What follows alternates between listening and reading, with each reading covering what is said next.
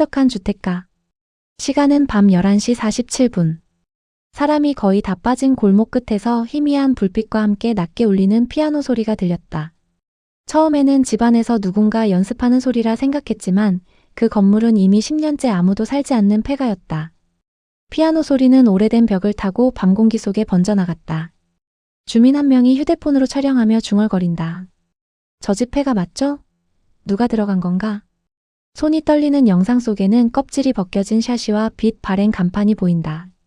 결국 신고가 접수된다. 폐가에서 누가 피아노를 치는 것 같다는 신고였다. 순찰차가 골목으로 들어오자 주변은 묘하게 조용해진다. 경찰 둘은 손전등을 켜고 건물을 향해 걸어간다. 문틈 사이로 바람이 스치며 낡은 나무 냄새가 퍼진다. 그 순간 문 안쪽에서 피아노 선율이 더 또렷해진다. 빠르지도 느리지도 않은 마치 기억을 더듬는 듯한 곡. 경찰이 문 앞에서 멈춰 서며 서로 눈을 맞춘다. 안에 누가 있는 겁니까? 대답은 없다. 대신 피아노는 잠시 멈추었다가 더 조용하게 이어진다. 주민 몇 명이 멀리서 숨을 죽이며 지켜본다. 두 번째 경고 후 경찰은 문고리를 잡고 천천히 돌린다. 낡은 경첩이 비명을 지르듯 울린다. 문이 밀려 열리는 순간 피아노 소리가 뚝 멈춘다. 손전등 빛이 내부를 가르자 먼지와 부서진 가구가 뒤엉킨 폐가 내부가 드러난다. 그리고 그 방 한쪽 낡은 업라이트 피아노 앞에 한 남자가 등을 보인 채 앉아 있었다. 경찰이 조심스레 다가가자 남자는 천천히 고개를 돌리며 말했다. 죄송합니다. 여기밖에 올 데가 없어서요. 그 한마디 뒤에 숨겨진 이야기는 주민 누구도 예상하지 못한 것이었다.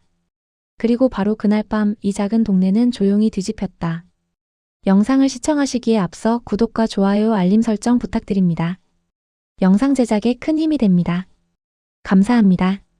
경찰이 그 남자를 파출소로 데려온 건 자정이 넘어서였다. 남자는 60 중반쯤 되어 보였다. 얼굴은 수척했고 옷은 며칠째 갈아입지 않은 듯 구겨져 있었다. 그러나 눈빛만큼은 묘하게 또렷했다. 흐릿하지 않았다. 오히려 뭔가를 간절히 붙잡고 있는 사람의 눈이었다. 파출소 안은 형광등 불빛 아래 차갑고 건조했다. 경찰 한 명이 물 한 컵을 건네며 앉으라고 했다. 남자는 말없이 고개를 숙이고 앉았다. 그의 손은 떨리지 않았다. 다만 무릎 위에 얹어진 두 손이 마치 건반을 더듬듯 미세하게 움직이고 있었다. 성함이 어떻게 되십니까? 경찰의 질문에 남자는 잠시 말이 없다가 천천히 입을 열었다. 김영수입니다. 목소리는 낮았지만 분명했다. 경찰은 신분증을 확인하며 몇 가지를 물었다. 주소, 연락처, 직업. 그러나 남자가 댄 주소지는 이미 몇 년 전에 철거된 곳이었다. 연락처는 해지된 번호였다. 직업란은 비어 있었다. 지금 어디 사세요? 없습니다. 경찰은 고개를 들어 남자를 다시 봤다. 남자는 여전히 무릎 위 손을 내려다보고 있었다. 한참 뒤 경찰이 다시 물었다. 그럼 왜 그 폐가에 들어가셨어요? 거기서 피아노를 친 이유가 뭡니까? 남자는 대답하지 않았다. 그저 입술을 꾹 다문 채 시선을 어딘가 먼 곳에 두고 있었다. 공기가 무거워졌다. 경찰은 한숨을 쉬며 펜을 내려놓았다. 무단 침입은 명백한 범죄입니다. 주인 있는 집도 아니고 폐가라지만 그래도 남의 재산이에요. 왜 거기 들어가셨느냐고요? 그제야 남자가 천천히 고개를 들었다. 그의 눈에는 슬픔이 어려 있었다. 분노도 아니고 두려움도 아닌 그냥 깊은 슬픔이었다. 거기가 제 집이었습니다. 경찰의 손이 멈췄다. 남자는 계속 말을 이었다. 30년 전에요. 그 집에서 아내와 딸과 함께 살았습니다. 그때 저는 피아노 학원을 했어요. 1층은 학원이고 2층은 우리 가족이 사는 곳이었죠. 매일 아이들 가르치고 저녁엔 딸아이가 피아노 앞에 앉아서 연습하고 그랬습니다. 경찰은 아무 말도 하지 않았다. 남자의 목소리는 계속 이어졌다. 딸아이는 피아노를 정말 좋아했어요. 재능도 있었고요.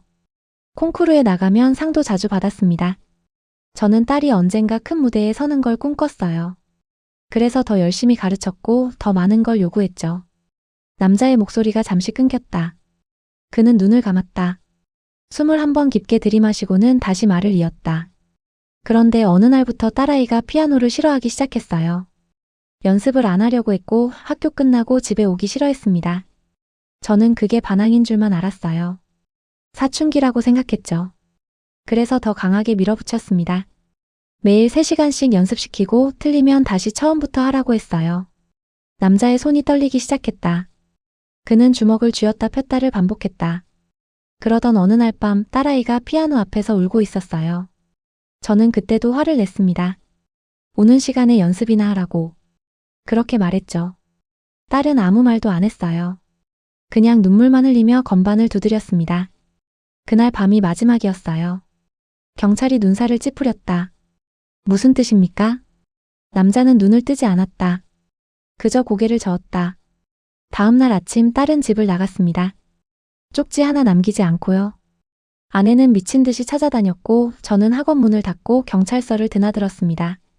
하지만 딸은 돌아오지 않았어요.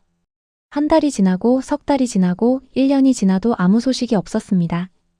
남자의 목소리가 떨렸다. 경찰은 숨을 죽이고 들었다. 아내는 그 충격으로 쓰러졌습니다. 병원에 입원했다가 결국 몇 년 뒤 세상을 떠났어요. 저는 그 집에 혼자 남았죠. 학원도 문 닫은 지 오래고 피아노도 먼지만 쌓여갔습니다. 저는 더 이상 피아노를 칠 수 없었어요.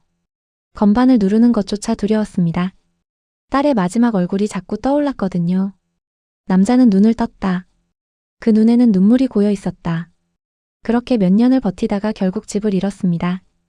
빚도 있었고 제가 일을 할 수 있는 상태도 아니었으니까요. 집은 경매로 넘어갔고 저는 그냥 떠났어요. 어디로 가야 할지도 몰랐지만 그냥 걸었습니다. 그렇게 10년이 흘렀습니다. 경찰은 말없이 남자를 바라봤다. 남자는 물 한 모금을 마시고는 다시 말을 이었다. 며칠 전에 우연히 그 동네를 지나가게 됐어요. 옛날 기억을 더듬어 보고 싶어서 그쪽으로 걸어갔죠. 그런데 그 집이 아직도 그대로 있더군요. 폐가가 되어서 아무도 살지 않는 채로요. 문은 잠겨 있었지만 뒤쪽 창문이 열려 있었어요. 저는 그냥 들어갔습니다. 남자의 목소리는 이제 거의 속삭임에 가까워졌다. 안에 들어가니까 모든 게 그대로였어요. 먼지만 쌓였을 뿐 구조도 가구 배치도 똑같았습니다. 그리고 놀랍게도 피아노가 그 자리에 그대로 있었어요. 저는 다가가서 뚜껑을 열었습니다. 건반에는 먼지가 수북했지만 소리는 여전히 났어요. 조율이 안 돼서 음이 틀어졌지만 그래도 소리는 났습니다. 남자는 눈을 감고 미소를 지었다. 슬픈 미소였다. 그래서 앉았습니다. 30년 만에 다시 그 앞에 앉아서 딸이 마지막으로 쳤던 곡을 쳤어요. 슈베르트 즉흥곡. 딸이 가장 좋아했던 곡이었죠. 처음엔 손이 떨려서 제대로 누르지도 못했어요. 하지만 조금씩 기억이 돌아왔습니다. 손가락이 움직이고 멜로디가 흘러나오고 그 순간 딸아이가 옆에 앉아있는 것 같았어요. 경찰의 눈가가 붉어졌다. 남자는 계속 말했다. 그렇게 매일 밤 그 집에 갔습니다. 낮에는 어디서든 시간을 보내다가 밤이 되면 그 집으로 돌아가서 피아노를 쳤어요. 딸에게 사과하는 마음으로요. 미안하다고 내가 하고 싶은 걸 물어보지도 않고 내 욕심만 채우려 했다고 그렇게 말하면서 쳤습니다. 남자는 두 손으로 얼굴을 감쌌다. 어깨가 떨렸다. 그게 제가 할 수 있는 전부였습니다. 딸을 찾을 수도 없고 아내를 되돌릴 수도 없고 시간을 되돌릴 수도 없으니까요. 그냥 그 자리에서 그 피아노 앞에서 딸이 들어줬으면 하는 마음으로 쳤습니다. 그게 제가 할 수 있는 마지막 사과였으니까요. 경찰은 아무 말도 하지 못했다. 파출소 안은 고요했다. 형광등 소리만 희미하게 윙윙거렸다. 남자는 손을 내리고 천천히 고개를 들었다. 그래서 죄송합니다. 무단으로 들어간 건 제 잘못입니다. 벌을 받겠습니다. 하지만 그 피아노만은 그 곡만은 끝까지 치고 싶었어요. 경찰은 한참을 말없이 앉아있다가 천천히 고개를 끄덕였다. 그리고 조용히 물었다. 따님은 지금 어디 계신지 아십니까? 남자는 고개를 저었다. 모릅니다. 살아 계신지조차 모르겠어요. 경찰은 입술을 깨물었다. 그리고 잠시 생각하더니 자리에서 일어났다. 일단 오늘은 여기서 쉬세요. 내일 다시 이야기합시다. 남자는 고개를 숙였다. 경찰은 뒷방으로 들어가며 동료에게 조용히 말했다. 실종자 명단 좀 확인해봐. 30년 전 기록도. 그날 밤 파출소는 유난히 조용했다. 남자는 간이 침대에 누워 천장을 바라봤다. 눈을 감으면 딸의 얼굴이 보였다. 피아노 앞에 앉아 우는 얼굴. 그 얼굴을 마주할 용기가 없어서 30년을 도망쳤던 자신이 부끄러웠다. 이제야 돌아와서 사과하는 것조차 너무 늦었다는 걸 알았다. 하지만 그래도 해야 했다. 그게 아버지로서 할 수 있는 마지막 일이었으니까. 새벽 공기는 차갑고 무거웠다. 폐가는 여전히 그 자리에 서 있었다. 그 안에 피아노도 그대로였다. 건반 위에 떨어진 먼지처럼 시간은 그렇게 쌓여만 갔다. 다음 날 아침 경찰은 오래된 기록을 뒤지기 시작했다. 30년 전 실종 신고 목록에서 그 이름을 찾는 건 생각보다 어렵지 않았다. 김지은. 당시 16살. 실종 신고일은 1995년 3월 17일. 신고자는 부친 김영수와 모친 박명숙이었다. 기록에는 간단한 메모만 남아 있었다. 가출로 추정. 특이사항 없음. 수색 중단. 경찰은 그 파일을 들고 남자가 있는 방으로 들어갔다. 남자는 여전히 간이 침대에 앉아 창밖을 바라보고 있었다. 따님 이름이 김지은 맞습니까? 남자가 천천히 고개를 돌렸다. 눈빛이 흔들렸다. 네, 맞습니다. 경찰은 파일을 펼쳐 보이며 말했다. 30년 전 실종 신고 기록이 남아 있습니다. 당시 수사는 가출로 결론 지어졌고 몇 달 뒤 종결됐네요. 남자는 고개를 끄덕였다. 그의 목소리는 쉬어 있었다. 네, 경찰에서도 그렇게 봤어요. 가출이라고. 저도 그렇게 믿고 싶었습니다. 차라리 어딘가에서 살아만 있다면 저를 미워하며 살아도 괜찮다고 생각했어요. 경찰은 의자를 당겨 앉으며 물었다. 혹시 따님이 남긴 물건이나 편지 같은 건 없었습니까? 남자는 잠시 생각하다가 고개를 저었다. 없었어요. 방도 그대로였고 옷도 그대로였습니다. 가방도 책상 위에 그대로 있었어요. 마치 잠깐 나갔다가 금방 돌아올 것처럼요. 그래서 더 이상했습니다. 정말 가출이었다면 뭐라도 챙겨갔을 텐데. 경찰의 표정이 굳었다.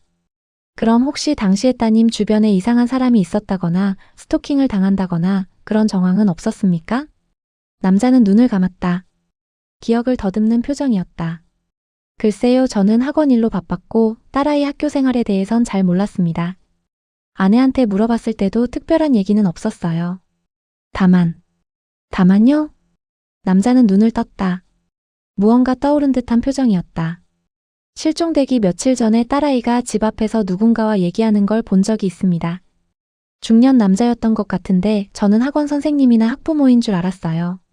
그래서 신경 쓰지 않았죠. 그런데 지금 생각해보니 그 사람 얼굴을 본 적이 없었어요. 우리 학원 사람도 아니었고.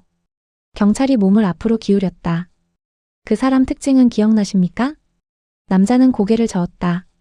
잘 모르겠습니다. 30년도 더 된 일이고 저는 그냥 스쳐 지나가듯 봤을 뿐이에요. 키가 좀 큰 것 같았고 정장을 입고 있었던 것 같은데 확실하지 않습니다. 경찰은 메모를 하며 물었다. 당시 경찰 조사에서는 그 얘기를 안 하셨습니까? 남자는 고개를 숙였다. 기억이 안 났어요. 그때는 너무 혼란스러워서 아무 생각도 할 수 없었습니다. 딸이 사라졌다는 사실만으로도 머릿속이 하했거든요. 지금 이렇게 얘기하다 보니까 조금씩 떠오르는 거예요. 경찰은 한숨을 쉬었다. 30년이라는 시간은 너무 길었다. 증거도 사라지고 기억도 흐려지고 사람도 변한다. 하지만 그래도 해볼 수는 있었다. 일단 당시 기록을 다시 검토해 보겠습니다. 혹시 놓친 게 있을 수도 있으니까요. 남자는 고개를 들어 경찰을 봤다. 감사합니다. 하지만 기대는 안 해요. 너무 오래됐잖아요. 경찰은 대답하지 않았다. 그저 일어서서 방을 나갔다. 그날 오후 경찰은 30년 전 그 동네에 살던 주민들을 찾기 시작했다. 대부분은 이사를 갔거나 세상을 떠났지만 몇 명은 아직 그 근처에 살고 있었다. 그중 한 명은 당시 그 골목 건너편에서 슈퍼를 운영하던 할머니였다. 아, 그 피아노 학원집 딸? 기억하지. 예쁘고 착한 애였어. 할머니는 주름진 손으로 차를 따르며 말했다. 근데 그 애가 사라졌을 때 동네가 발칵 뒤집혔지. 다들 찾아다녔어요. 경찰도 오고 난리였어. 혹시 그 당시에 이상한 점 못 보셨습니까?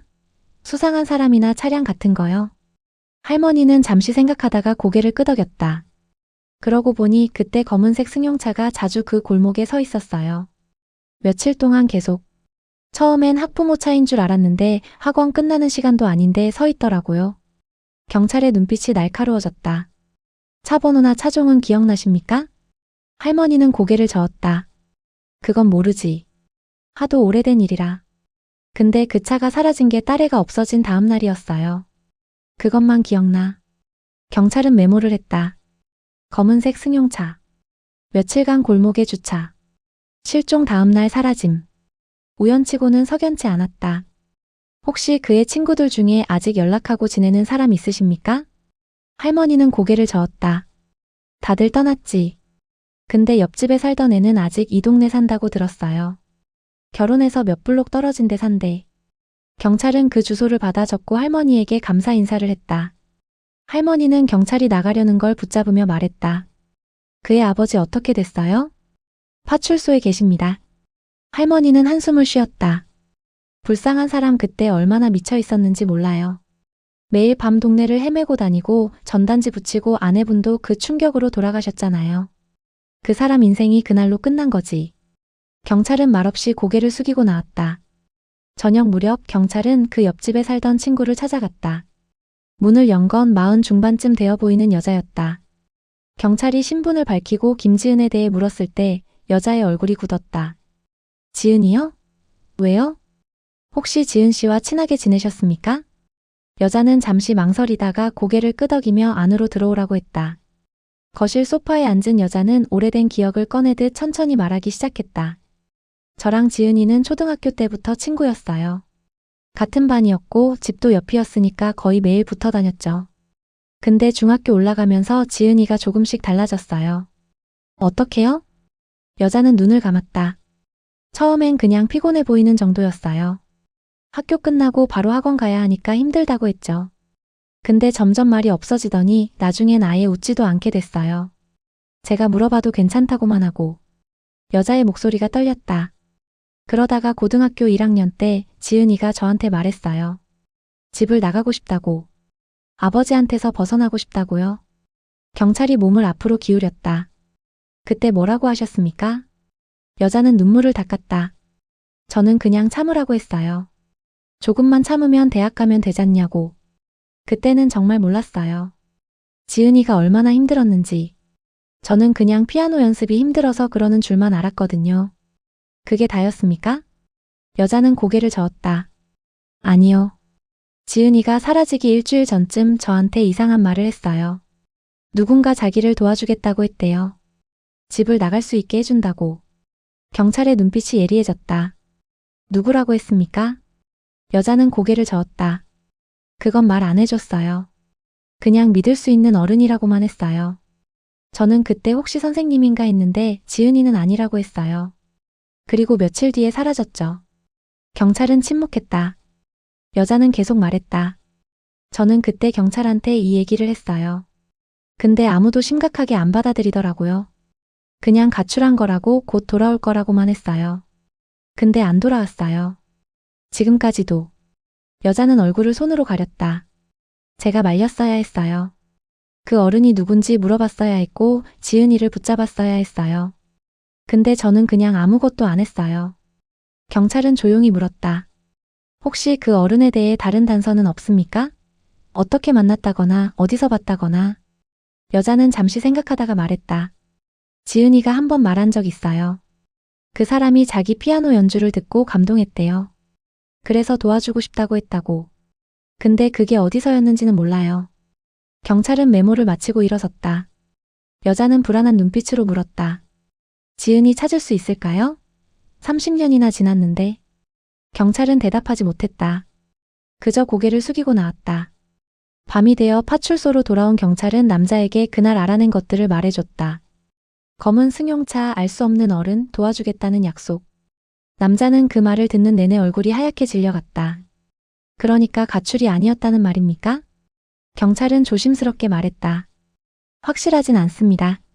하지만 정황상 의심스러운 부분이 있습니다. 남자는 주먹을 쥐었다. 손이 파르르 떨렸다. 그럼 제 딸은 30년 동안 어디 있었던 겁니까? 경찰은 대답할 수 없었다. 남자는 눈을 감았다. 그의 입에서 신음 같은 소리가 새어나왔다. 제가 그때 딸 말을 들었어야 했어요. 왜 힘든지 무슨 일이 있는지 물어봤어야 했는데 저는 제 욕심만 채우느라 딸을 보지 못했어요. 경찰은 어깨에 손을 얹었다. 자책하지 마십시오. 지금이라도 찾으면 됩니다. 하지만 남자는 고개를 저었다. 늦었어요. 너무 늦었어요. 그날 밤 남자는 잠들지 못했다. 딸의 얼굴이 계속 떠올랐다. 피아노 앞에서 우는 얼굴. 그 눈물의 의미를 이제야 알 것 같았다. 도와달라는 신호였다. 구해달라는 외침이었다. 하지만 아버지는 그걸 보지 못했다. 아니, 보려 하지 않았다. 새벽 공기가 차갑게 스며들었다. 어딘가에서 바람 소리가 들려왔다. 그 바람은 30년 전 그날 밤에도 똑같이 불고 있었을 것이다. 딸이 마지막으로 집을 나서던 그 밤에도. 사흘째 되던 날, 경찰은 30년 전 사건 기록을 본격적으로 재조사하기 시작했다. 당시 담당했던 형사는 이미 은퇴했지만 연락처를 수소문해서 찾아냈다. 전화를 걸자 나이든 목소리가 들려왔다. 김지은 실종 사건이요? 기억나죠? 그때 제가 담당했으니까. 경찰은 당시 수사 내용에 대해 물었다. 은퇴한 형사는 한숨을 쉬며 말했다.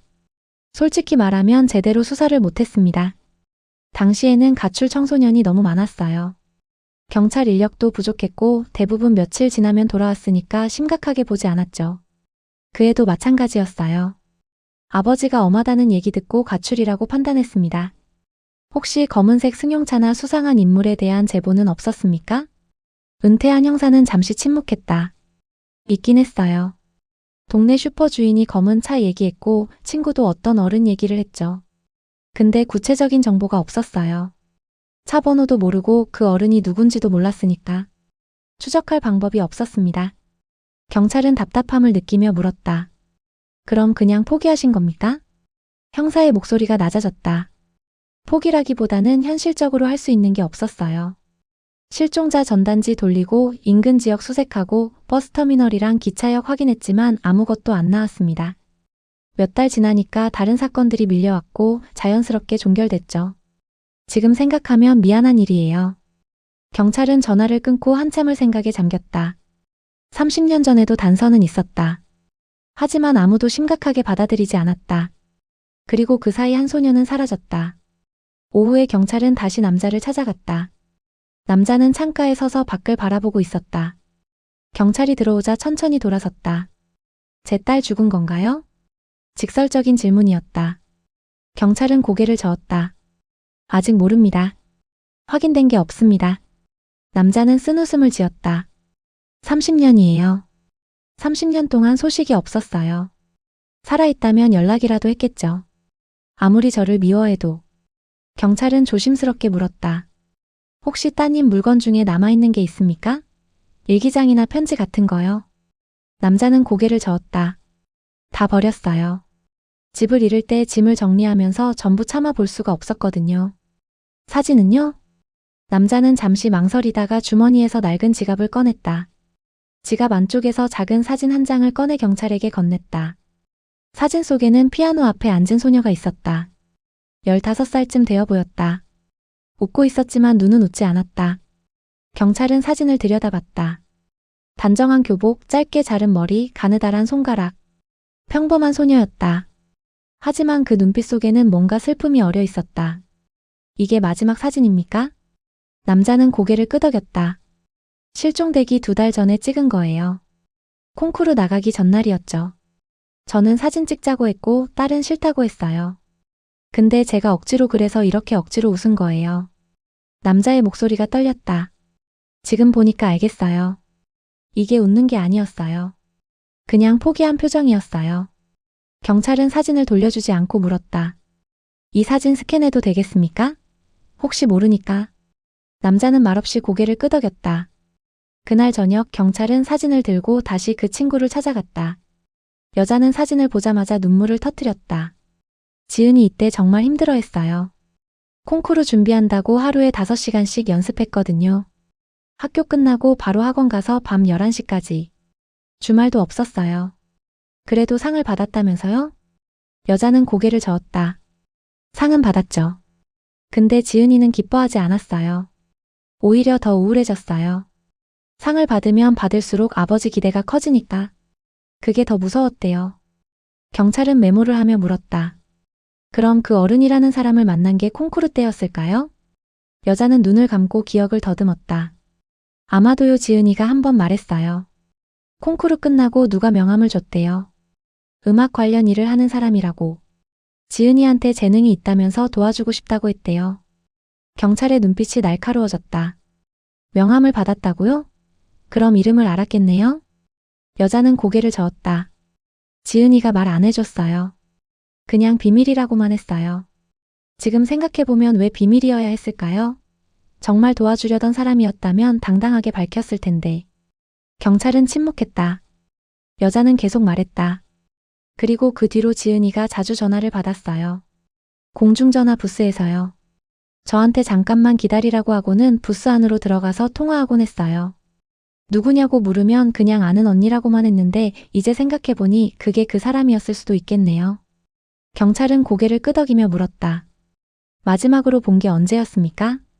여자의 얼굴이 일그러졌다. 실종 전날이었어요. 학교 끝나고 같이 집에 가는데 지은이가 갑자기 내일 못 볼 수도 있다고 했어요. 저는 무슨 소리냐고 물었죠. 그랬더니 지은이가 웃으면서 그냥 농담이라고 했어요. 근데 그게 농담이 아니었어요. 여자는 얼굴을 감쌌다. 그날 밤 지은이가 마지막으로 문자를 보냈어요. 고맙다고. 좋은 친구여서 고맙다고. 저는 별 생각 없이 자러 갔어요. 근데 다음날 아침에 지은이가 없었어요. 경찰은 조용히 물었다. 그 문자 아직 남아있습니까? 여자는 고개를 저었다. 휴대폰 여러 번 바꿨어요. 그때는 메시지 백업 같은 것도 없었고. 경찰은 한숨을 쉬었다. 모든 증거가 시간 속에 사라져버렸다. 남은 건 희미한 기억과 추측뿐이었다.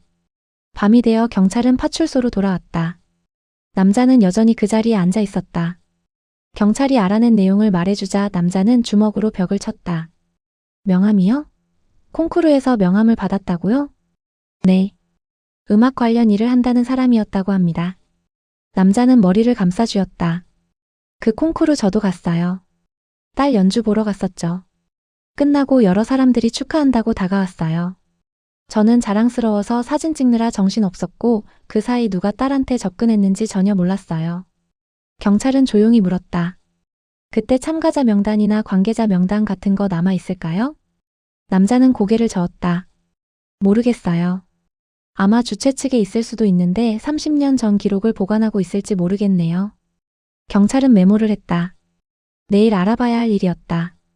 그날 밤 남자는 다시 폐가 생각을 했다. 그 피아노 앞에 앉아있던 순간들. 딸이 마지막으로 앉았던 그 자리에서 건반을 누르며 느꼈던 슬픔. 그때는 몰랐다. 그 피아노가 딸에게 감옥이었다는 걸? 아버지의 욕심이 딸을 짓눌렀다는 걸? 남자는 경찰에게 조용히 말했다. 제가 딸을 죽인 겁니다. 경찰이 놀라 남자를 봤다. 무슨 말씀입니까? 남자는 눈물을 흘리며 말했다.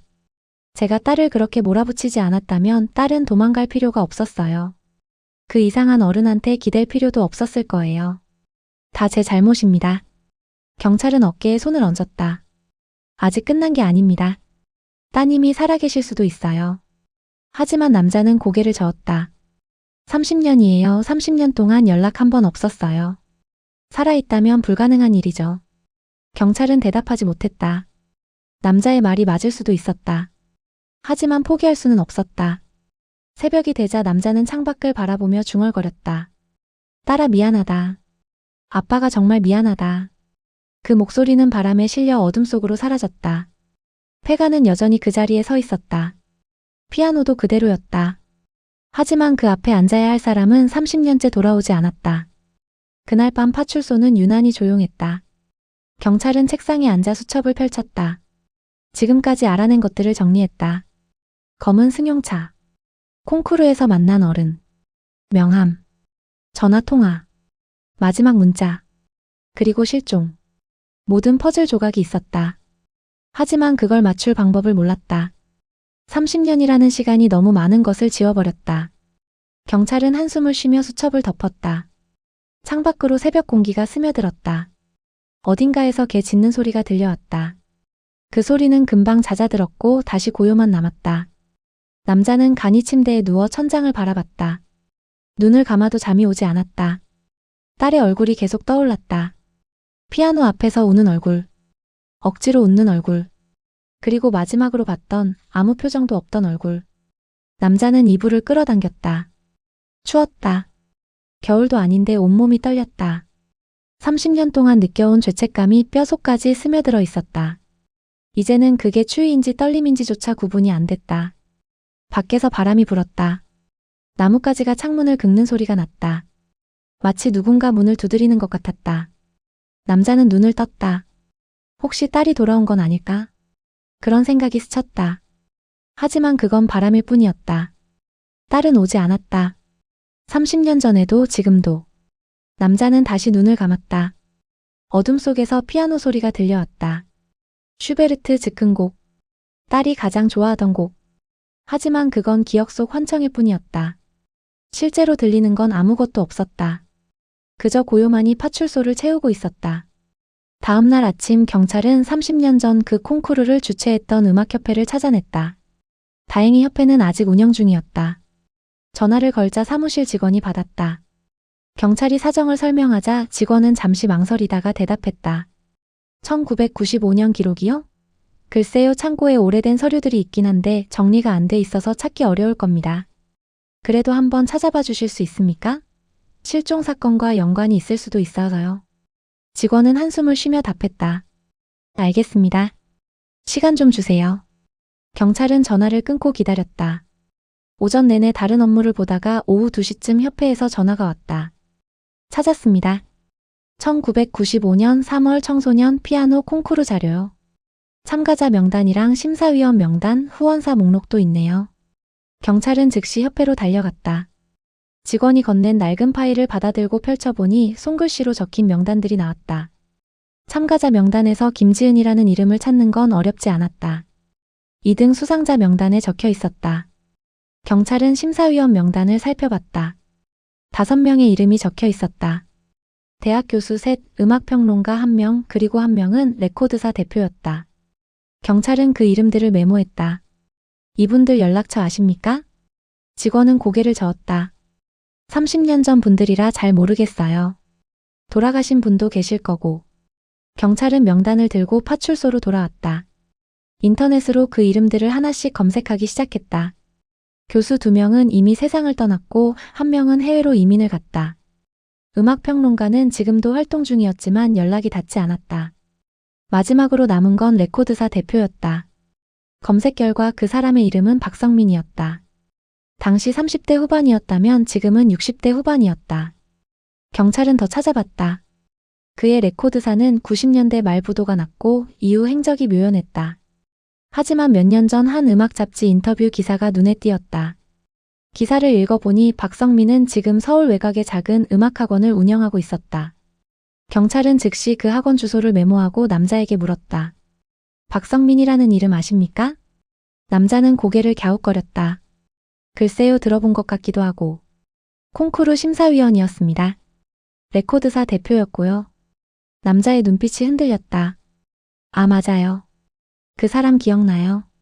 콩쿠르 끝나고 제 딸한테 다가와서 악수를 청했어요. 재능이 대단하다고 했죠. 저는 그냥 사교적인 인사인 줄 알았는데.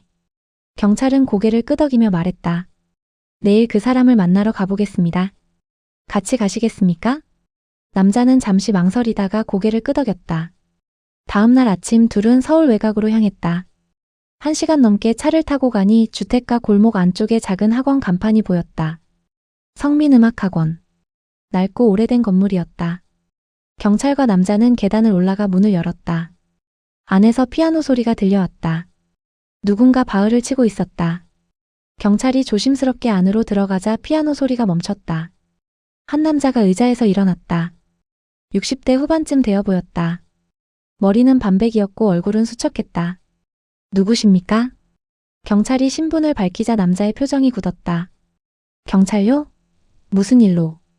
박성민 씨 맞으십니까? 네, 맞는데요. 경찰은 옆에 남자를 가리키며 말했다. 이분은 김영수 씨입니다. 30년 전 청소년 피아노 콩쿠르에 참가했던 김지은 씨의 아버지십니다. 박성민의 얼굴이 하얗게 질렸다. 그는 한 발짝 뒤로 물러섰다. 김지은? 경찰은 차분하게 말했다. 기억하십니까? 1995년 3월 콩쿠르에서 2등을 한 학생입니다. 당신이 심사위원이었고요. 박성민은 입술을 떨었다. 그는 주변을 둘러보더니 의자에 주저앉았다. 기억합니다. 그 아이 어떻게 됐습니까? 그걸 묻고 싶은 건 저희입니다. 경찰이 앞으로 다가가며 말했다.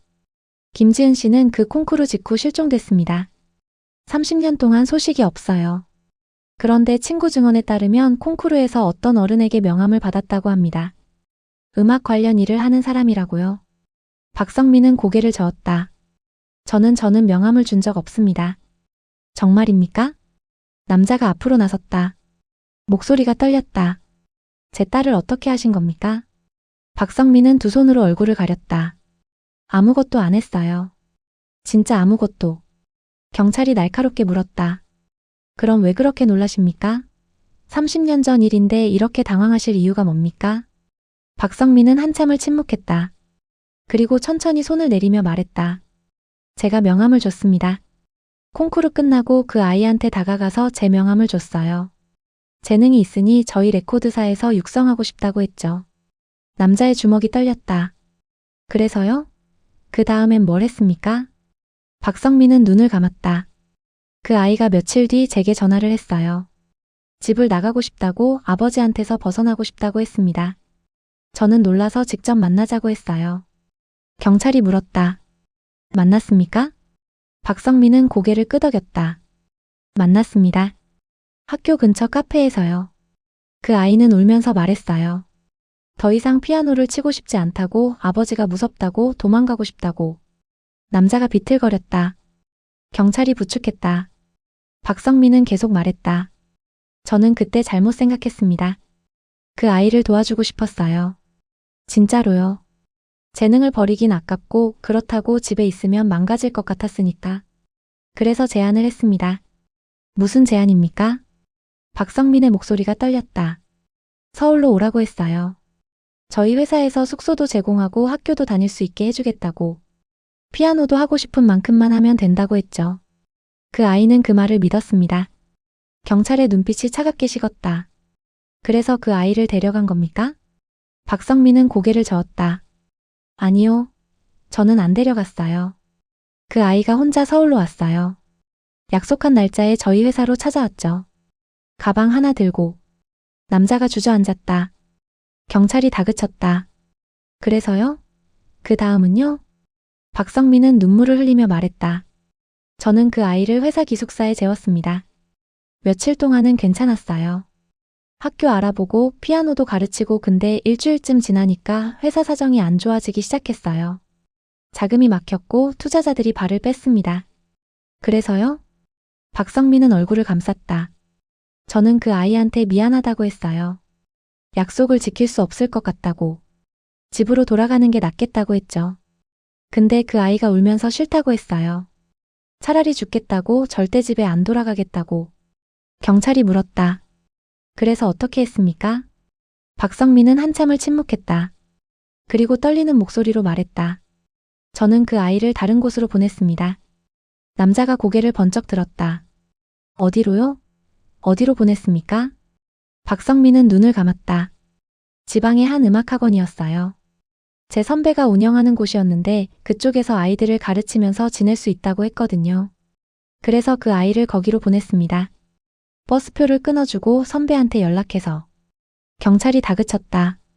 그 학원이 어디입니까? 부산이었어요.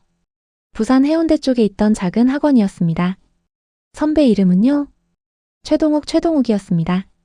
경찰은 즉시 메모를 했다. 그리고 물었다. 그 후에는요? 그 아이가 무사히 도착했습니까? 박성민은 고개를 끄덕였다. 선배한테 연락이 왔어요. 아이가 잘 도착했다고. 당분간 거기서 지내면서 피아노도 가르치고 학교도 다닐 거라고 했습니다. 저는 안심했죠. 이제 그 아이도 안정을 찾겠구나 싶었어요. 그게 다입니까? 박성민은 눈물을 닦았다. 아니요, 그게 끝이 아니었어요. 한 달쯤 지나서 선배한테서 전화가 왔습니다. 그 아이가 사라졌다고요. 남자가 소리쳤다. 뭐라고요? 박성민은 떨리는 목소리로 말했다. 어느 날 아침에 일어나 보니 그 아이가 없었대요. 짐도 그대로 두고 쪽지도 없이 그냥 사라졌다고. 선배는 경찰에 신고하려 했지만 저는 말렸습니다. 왜 말렸습니까? 박성민은 고개를 숙였다. 무서웠어요. 미성년자를 부모 동의 없이 데리고 있었다는 게 알려지면 저도 선배도 문제가 될 것 같았어요. 그래서 그냥 조용히 덮었습니다. 그 아이가 다시 집으로 돌아갔을 거라고 믿고 싶었어요. 남자가 박성민의 옷깃을 잡았다. 그럼 30년 동안 아무 말도 안 한 겁니까? 제 딸이 어디서 뭘 하는지도 모르면서요? 박성민은 울먹였다. 미안합니다. 정말 미안합니다. 저는 그냥 두려웠어요. 제 잘못 때문에 그 아이가 어떻게 됐을지 생각하면 너무 무서워서 그냥 외면했습니다. 경찰이 둘을 떼어놓으며 물었다. 그 최동욱이라는 사람 지금 어디 있습니까? 박성민은 고개를 저었다. 모릅니다. 연락이 끊긴 지 오래됐어요. 학원도 문 닫았다고 들었고. 경찰은 휴대폰을 꺼내 즉시 본청에 연락했다. 최동욱이라는 이름과 부산 해운대 음악학원을 키워드로 수색을 요청했다. 그리고 박성민에게 말했다. 당분간 연락 가능한 상태로 계세요. 추가 조사가 필요할 수 있습니다. 박성민은 고개를 끄덕였다. 남자는 그를 노려보다가 돌아섰다. 밖으로 나와 차에 탈 때까지 한마디도 하지 않았다. 차 안은 무거운 침묵으로 가득했다. 경찰이 조심스럽게 물었다. 괜찮으십니까? 남자는 대답 대신 창밖을 바라봤다. 한참 뒤 그가 중얼거렸다. 제 딸이 저한테서 도망치려고 그렇게 애를 썼군요. 경찰은 아무 말도 할 수 없었다. 차라리 죽겠다고 했다면서요. 집에 안 돌아가겠다고 제가 그렇게 무서웠나 봅니다. 남자의 목소리가 떨렸다. 저는 딸을 사랑했어요. 진짜로. 근데 그 사랑이 딸을 죽인 겁니다. 경찰은 어깨에 손을 얹었다. 하지만 위로의 말은 나오지 않았다. 차는 조용히 서울로 향했다. 창밖으로 저녁 노을이 번지고 있었다. 붉은 빛이 하늘을 물들였다. 마치 피처럼. 그날 밤 남자는 다시 잠들지 못했다. 딸이 겪었을 일들이 머릿속을 스쳤다. 낯선 서울, 무너지는 약속, 또 다른 도망, 그리고 실종. 딸은 30년 전 그날부터 계속 도망치고 있었던 것이다. 아버지로부터, 피아노로부터, 자기 자신으로부터. 이틀 뒤 본청에서 연락이 왔다. 최동욱이라는 인물을 찾았다는 것이었다. 그는 현재 부산에 살고 있었다. 음악학원은 20년 전에 문을 닫았고 지금은 작은 악기 수리점을 운영하고 있었다. 경찰은 즉시 남자와 함께 부산으로 향했다. KTX를 타고 2시간 반을 달렸다. 남자는 내내 창밖만 바라봤다. 입술은 굳게 다물어져 있었고 주먹은 떨리고 있었다. 부산역에 도착해서 택시를 타고 해운대 쪽으로 향했다. 골목 안쪽에 낡은 상가 건물 1층에 작은 간판이 보였다. 동욱악기 수리. 경찰과 남자는 문을 열고 안으로 들어갔다. 안에는 각종 악기들이 쌓여 있었다. 바이올린, 첼로, 플루트, 그리고 구석에는 해체된 피아노 부품들이 놓여 있었다. 작업대 앞에서 한 남자가 바이올린을 손질하고 있었다. 60대 초반쯤 되어 보였다. 경찰이 목소리를 냈다. 최동욱 씨십니까?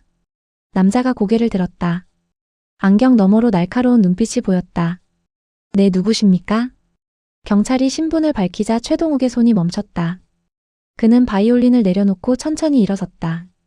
무슨 일로 오셨습니까? 30년 전 일에 대해 물어보려고 합니다. 1995년에 김지은이라는 학생을 박성민 씨로부터 받아서 학원에 재웠다고 들었습니다. 최동욱의 얼굴이 굳었다. 그는 주변을 둘러보더니 작업대에 기댔다. 그 일을 어떻게 하셨습니까?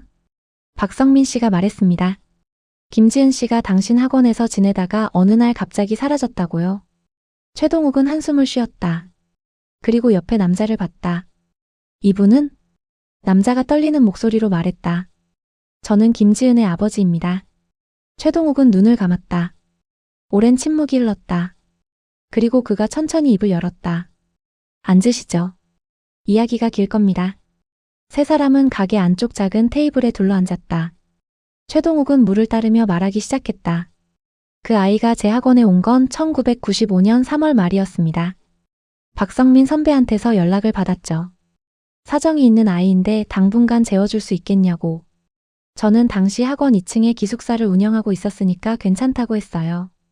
최동욱은 창밖을 바라봤다. 그 아이가 왔을 때 첫인상이 아직도 기억납니다. 가방 하나만 들고 교복도 안 벗은 채로 왔어요. 얼굴은 창백했고 눈은 불안해 보였죠. 제가 괜찮냐고 물으니까 그냥 고개만 끄덕이더군요. 경찰이 물었다. 그 아이 상태는 어땠습니까? 최동욱은 고개를 저었다. 좋지 않았어요. 밥도 제대로 안 먹고 밤에는 자주 악몽을 꿨습니다. 기숙사 다른 아이들이 그 아이가 자다가 소리 지른다고 했어요. 저는 걱정이 돼서 상담을 권했지만 그 아이는 거부했습니다. 피아노는요? 피아노는 쳤습니까? 최동욱은 고개를 끄덕였다. 처음엔 거의 안 쳤어요. 피아노 앞에만 가면 손이 떨린다고 했습니다. 근데 일주일쯤 지나니까 조금씩 치기 시작하더군요. 아무도 없을 때 혼자서요. 제가 몰래 들어봤는데 정말 잘 쳤어요. 감정도 풍부하고 기술도 훌륭했습니다. 남자가 눈을 감았다. 최동욱은 계속 말했다. 그렇게 한 달쯤 지났을 때였어요. 그 아이가 저한테 물었습니다. 계속 여기 있어도 되냐고. 저는 괜찮다고 했죠. 아이가 안정을 찾을 때까지 있어도 된다고 했어요. 그런데 왜 사라진 겁니까? 최동욱의 표정이 어두워졌다. 어느 날 저녁이었어요.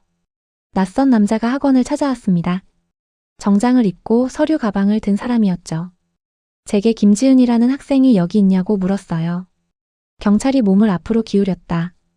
누구였습니까? 최동욱은 눈을 감았다. 그 사람이 명함을 건넸어요. 사립탐정이라고 했습니다. 의뢰를 받고 김지은을 찾고 있다고 했죠. 남자가 소리쳤다. 제가 보낸 사람입니까? 최동욱은 고개를 저었다. 아니었어요. 의뢰인 이름은 말할 수 없다고 했습니다. 다만 그 아이를 데려가야 한다고만 했죠. 저는 거부했어요. 그 아이가 집에 가기 싫어한다는 걸 알고 있었으니까요. 그래서요? 최동욱의 목소리가 떨렸다. 그 사람이 협박했어요. 미성년자를 부모 동의 없이 재우고 있다는 걸 신고하겠다고. 학원 문을 닫게 만들겠다고 했죠. 저는 겁이 났습니다. 당시 학원이 제 전부였거든요. 경찰이 날카롭게 물었다. 그래서 그 아이를 넘긴 겁니까? 최동욱은 고개를 저었다. 아니요. 저는 그 사람을 돌려보냈어요. 그리고 그날 밤 그 아이한테 사실을 말했습니다. 누군가 널 찾고 있다고, 아마 곧 다시 올 거라고. 그 아이는 창백하게 질려서 떨었어요. 최동욱은 눈을 떴다. 눈가가 붉어져 있었다. 그리고 다음날 아침 그 아이가 사라졌습니다. 짐도 그대로 두고 신발도 신지 않은 채로요. 침대 위에 쪽지 하나만 남겨두고 갔어요. 경찰이 물었다. 쪽지에 뭐라고 쓰여 있었습니까? 최동욱은 일어나서 작업대 서랍을 열었다. 그리고 낡은 종이 한 장을 꺼내 건넸다. 경찰이 펼쳐보니 삐뚤삐뚤한 글씨로 이렇게 쓰여 있었다. 선생님 감사했습니다. 하지만 저는 더 이상 도망칠 수 없을 것 같아요. 어디를 가도 누군가 저를 찾아올 거예요. 차라리 제가 사라지는 게 나을 것 같습니다. 부디 저를 찾지 마세요. 그리고 아버지한테도 말하지 마세요. 저는 괜찮을 거예요. 남자가 쪽지를 보자 눈물이 쏟아졌다. 경찰은 조용히 물었다. 이 쪽지를 왜 경찰에 신고하지 않으셨습니까? 최동욱은 고개를 숙였다. 무서웠어요. 그리고 그 아이 말대로 했습니다. 찾지 않았어요. 그게 그 아이가 원하는 거라고 생각했으니까요. 근데 지금 생각하면 제가 비겁했던 겁니다. 경찰은 쪽지를 다시 봤다. 그리고 물었다. 그 사립탐정 연락처는 남아 있습니까? 최동욱은 고개를 저었다. 명함을 버렸어요. 다시는 보고 싶지 않았거든요. 특징은 기억나십니까? 얼굴이나 나이나. 최동욱은 눈을 감고 기억을 더듬었다. 40대 중반쯤 됐을 거예요. 키는 175cm 정도, 마른 체격의 안경을 썼습니다. 말투는 차갑고 사무적이었어요. 그리고요? 손에 흉터가 있었어요. 왼손 등에 화상 자국 같은 게 있었습니다. 경찰은 메모를 했다. 그리고 물었다. 혹시 그 후에 그 사람이나 다른 누가 다시 찾아온 적은 없습니까? 최동욱은 고개를 저었다. 없었어요. 그 아이가 사라진 뒤로는 아무도 안 왔습니다. 저는 그게 더 이상했어요. 정말 그 아이를 찾으려던 사람이었다면 계속 추적했을 텐데. 경찰이 눈을 가늘게 뜨며 물었다. 그럼 혹시 그 사람의 목적이 그 아이를 찾는 게 아니었을 수도 있다는 말씀입니까? 최동욱은 고개를 끄덕였다. 그런 생각을 했어요. 어쩌면 그 사람은 그 아이를 찾는 척하면서 도망가게 만든 건지도 모른다고. 누가 시켜서요? 남자가 떨리는 목소리로 물었다. 누가 제 딸을 그렇게 만든 겁니까? 최동욱은 대답하지 못했다. 경찰은 잠시 생각하다가 물었다. 박성민 씨 말고 그 아이를 찾던 사람이 또 있었습니까? 최동욱은 고개를 저었다. 제가 아는 건 없습니다. 다만요? 최동욱은 조심스럽게 말했다. 그 아이가 한 번 말했어요. 자기를 진짜 사랑하는 사람은 아무도 없다고. 엄마도 아빠도 다 자기 욕심 때문에 자기를 이용할 뿐이라고요. 그래서 누구도 믿을 수 없다고 했습니다. 남자는 주먹으로 테이블을 쳤다. 물잔이 흔들렸다. 제가 그렇게 만든 겁니다. 경찰은 어깨에 손을 얹었다. 그리고 최동욱에게 물었다. 마지막으로 하나만 더 묻겠습니다. 그 아이가 어디로 갔을지 짐작 가는 곳이 있습니까? 최동욱은 한참을 생각하다가 말했다. 한 번 그 아이가 말했어요. 바다가 보고 싶다고. 파도 소리를 들으면 마음이 편해진다고 했습니다. 저는 그때 해운대 바닷가로 데려간 적이 있어요. 그 아이가 한참 동안 파도를 보며 서 있었죠. 경찰은 고개를 끄덕였다. 세 사람은 자리에서 일어났다. 최동욱은 남자를 붙잡고 말했다. 정말 죄송합니다. 제가 그 아이를 지켜줬어야 했는데. 남자는 고개를 저었다. 당신 잘못이 아니에요. 다 제 잘못입니다. 두 사람은 악기점을 나섰다.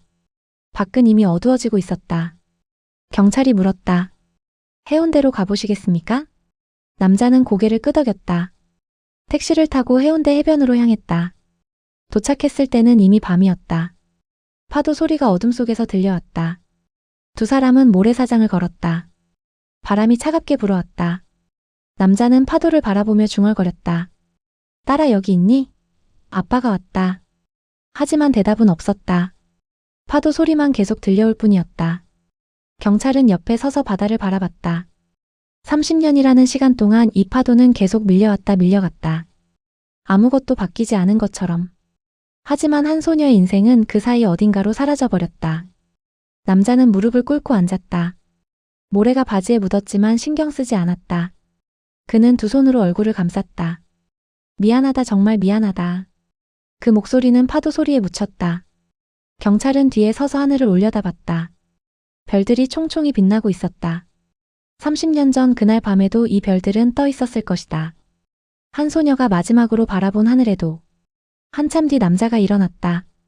눈가는 붉었지만 눈물은 닦아냈다. 그가 조용히 말했다. 이제 알 것 같습니다. 제 딸이 왜 돌아오지 않는지. 돌아올 수 없는지.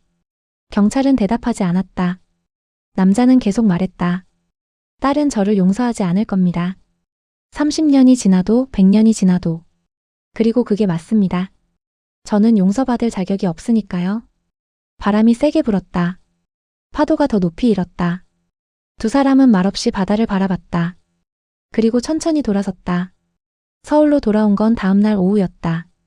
남자는 파출소로 돌아가지 않고 경찰에게 부탁했다. 그 집에 한 번만 더 가고 싶습니다. 마지막으로. 경찰은 고개를 끄덕이고 함께 폐가로 향했다. 낮인데도 그 골목은 음산했다. 10년째 비어있는 집은 더욱 낡아 있었다.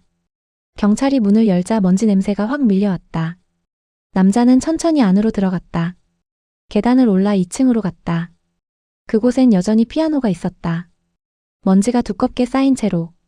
남자는 피아노 앞에 앉아 뚜껑을 열었다. 건반은 누렇게 변색되어 있었다.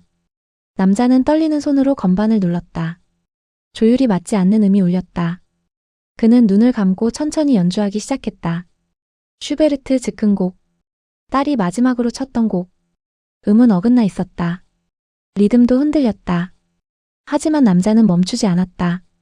눈물이 뺨을 타고 흘러내렸지만 손가락은 계속 움직였다. 건반 위로 눈물이 떨어졌다. 먼지와 섞여 얼룩을 만들었다. 곡이 끝났다. 남자는 손을 건반 위에 올려놓은 채 한참을 앉아 있었다. 경찰은 뒤에 서서 지켜봤다. 오랜 침묵 끝에 남자가 입을 열었다. 저는 평생 딸을 피아니스트로 만들고 싶었어요. 큰 무대에 서는 딸을 보고 싶었죠.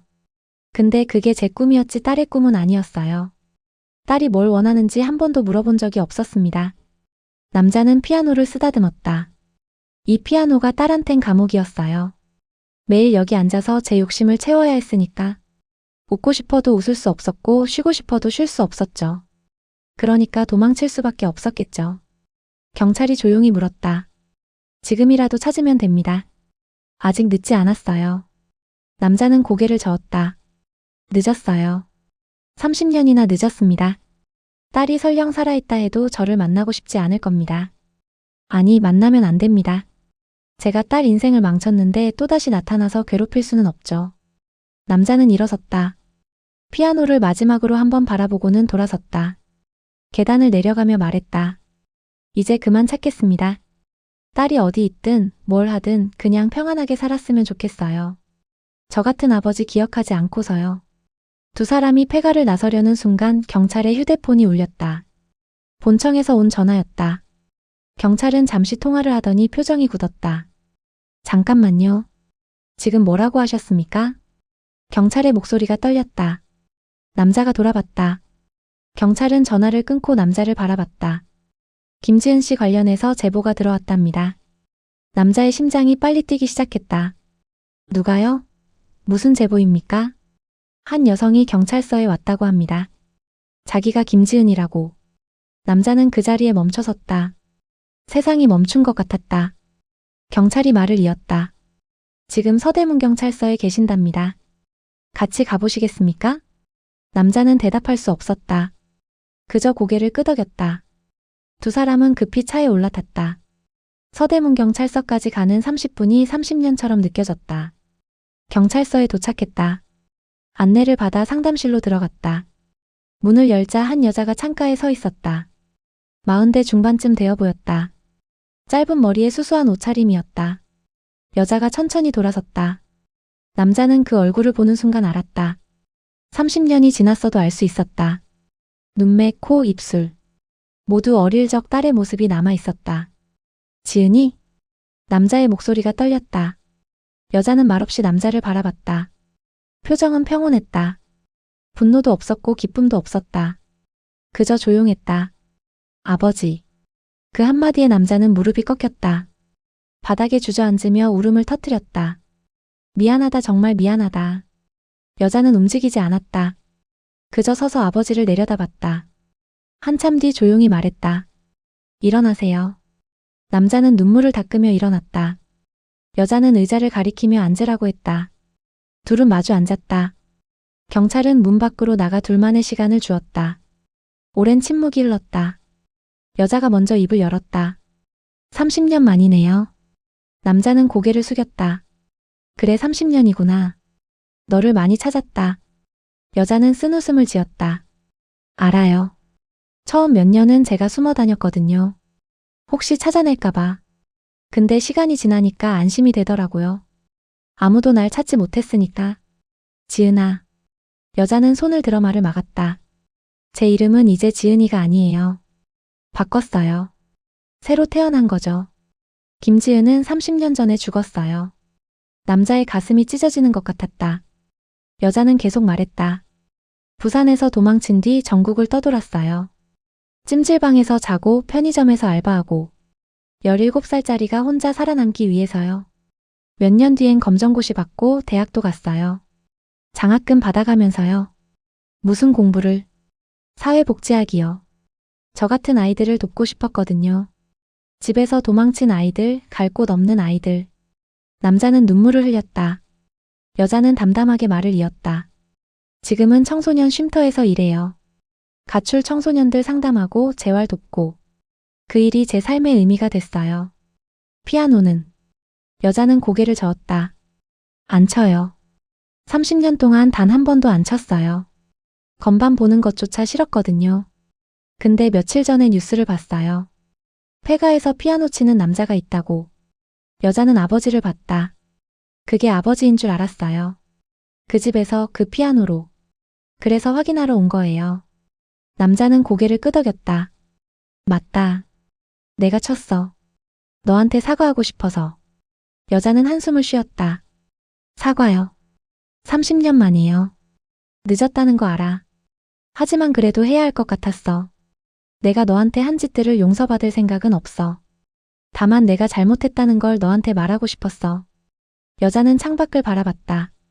처음엔 아버지를 원망했어요. 왜 날 그렇게 몰아붙였냐고. 왜 내 말은 안 들었냐고. 근데 시간이 지나니까 이해가 되더라고요. 아버지도 아버지 방식대로 날 사랑한 거였다는 걸. 남자가 고개를 들었다. 근데 그 사랑이 잘못된 거였어요. 아버지 욕심이 섞인 사랑. 그건 사랑이 아니라 집착이었죠. 남자는 아무 말도 할 수 없었다. 여자는 계속 말했다. 저는 그 경험 때문에 많이 아팠어요. 트라우마도 있었고. 근데 그 아픔이 지금의 저를 만들었어요. 상처받은 아이들을 이해할 수 있게 됐고 그들을 돕는 일을 할 수 있게 됐죠. 여자는 아버지를 봤다. 그래서 이제는 원망하지 않아요. 용서도 안 하지만 원망도 안 해요. 그냥 이제는 다른 사람으로 살고 싶어요. 남자는 고개를 끄덕였다. 그래 그래야지. 너는 내 인생을 살아야 해. 여자는 일어섰다. 이제 가볼게요. 할 말은 다 한 것 같아서. 남자도 일어났다. 지은아 아니 이제 뭐라고 불러야 하니? 여자는 잠시 생각하다가 말했다. 그냥 그대로 불러요. 김지은은 죽었지만 그래도 그 이름으로 태어난 건 사실이니까. 남자는 눈물을 닦았다. 앞으로 잘 살아라. 행복하게. 여자는 고개를 끄덕였다. 그리고 문을 향해 걸어갔다. 문 앞에서 잠시 멈춰 서더니 뒤를 돌아봤다. 아버지도 이제 놓아요. 죄책감도 과거도. 남은 인생이라도 편하게 사세요. 그리고 문을 열고 나갔다. 남자는 그 뒷모습을 보며 서 있었다. 딸은 복도를 걸어가고 있었다. 30년 전 집을 나섰을 때처럼. 하지만 이번엔 달랐다. 도망가는 게 아니었다. 그냥 자기 길을 가는 것이었다. 남자는 창가로 가서 밖을 내려다봤다. 딸이 건물을 나와 거리를 걷고 있었다. 사람들 사이로 섞여 들어가더니 이내 보이지 않았다. 남자는 한참을 그 자리에 서 있었다. 경찰이 들어왔다. 괜찮으십니까? 남자는 고개를 끄덕였다. 괜찮아요. 이제 정말 괜찮아요. 둘은 경찰서를 나섰다. 밖은 저녁 노을이 지고 있었다. 하늘이 붉게 물들어 있었다. 남자는 그 노을을 보며 깊은 숨을 쉬었다. 이제 뭐 하실 겁니까? 경찰의 질문에 남자는 잠시 생각하다가 대답했다. 그 폐가 주인 찾아서 사과해야죠. 무단 침입했으니까. 그리고 새로 시작해야죠. 남은 인생이라도 제대로 살아야 할 것 같아요. 피아노는요? 남자는 쓴웃음을 지었다. 당분간은 안 칠 것 같아요. 이제는 그게 제 것이 아니니까. 딸도 안 치고 저도 안 쳐야죠. 각자 다른 길을 가는 거니까. 두 사람은 천천히 걸었다. 거리는 사람들로 붐볐다. 저녁을 먹으러 가는 사람들, 퇴근하는 사람들, 약속을 잡은 사람들. 모두 각자의 삶을 살고 있었다. 남자도 이제 자기 삶을 찾아야 했다. 30년 동안 과거에 묶여 있었지만 이제는 놓을 때가 됐다. 딸도 놓았으니 자신도 놓아야 했다. 며칠 뒤 남자는 그 폐가를 마지막으로 찾았다. 주인을 수소문해서 연락을 했고 사과를 했다. 주인은 이해한다고 했다. 오히려 그 이야기를 듣고 위로의 말을 건넸다. 남자는 2층으로 올라가 피아노 앞에 섰다. 마지막으로 한번 쳐보려 했지만 손이 건반에 닿지 않았다. 그냥 서서 바라보기만 했다. 안녕. 남자는 피아노에게 작별 인사를 했다. 그리고 천천히 돌아섰다. 계단을 내려가 현관문을 나섰다. 문을 닫으며 뒤를 돌아보지 않았다. 골목을 걸어 나오는데 햇살이 따뜻하게 비쳤다. 봄이 오고 있었다. 30년 만에 처음으로 봄을 느꼈다. 남자는 고개를 들어 하늘을 봤다. 구름이 천천히 흘러가고 있었다. 이제 시작이었다. 늦었지만 그래도 시작이었다. 남자는 걸음을 내디뎠다. 앞을 향해. 어떤 사랑은 사람을 살리고 어떤 사랑은 사람을 죽입니다. 욕심이 섞인 사랑, 조건이 붙은 사랑은 사랑이 아니라 폭력이 됩니다. 30년이 걸려 깨달은 한 아버지의 이야기. 그리고 30년 만에 자기 삶을 되찾은 한 딸의 이야기. 폐가의 피아노는 이제 더 이상 울리지 않지만 두 사람은 각자의 삶에서 새로운 멜로디를 만들어가고 있습니다. 비록 함께는 아니지만 각자의 방식으로. 그것이 어쩌면 진짜 사랑의 모습일지도 모릅니다.